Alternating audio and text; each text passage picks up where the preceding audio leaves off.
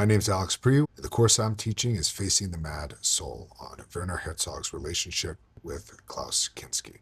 The course begins from two of Herzog and Kinski's most well-received collaborations. The first is Aguirre, the Wrath of God, and the second is Fitzcarraldo.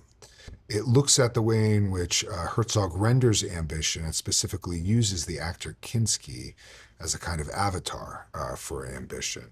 It digs a little bit deeper into the nature of that ambition and ties the ambition of the characters to the ambition of Herzog himself, the filmmaker. Schrei ich mal einen Film hier und jetzt Film mal, schrei ich oder schrei ich nicht? Und du sagst es mir nicht, aber ich schrei aber nicht. Herzog infamously in both of these films put himself and his crew and the cast in danger's way as he ventured down the Amazon in Aguirre, the Wrath of God, and as he pulled a ship over a hill in Fitzcarraldo, effectively becoming the main character, yet without the tragic flaw, whereas Fitzcarraldo and Aguirre are both failures or losers, to use Herzog's language. Herzog achieves greatness. And so what we will be asking is, what is the nature of ambition?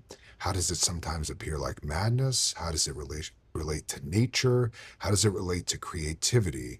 As a way of thinking about these films as texts and then exploring their relation to other media, some novels, some history. These questions are really important, I think, for our students, many of who are entrepreneurial, many of who are interested in innovation, who want to go out and literally take on the world and conquer new vistas that are just opening up. It's important to be ambitious. It's important to push limits. It's also important to recognize limits and to learn how to respond to them as they come to you. Herzog is fantastic at this because he literally does push the limits of everybody involved, and he risks his life,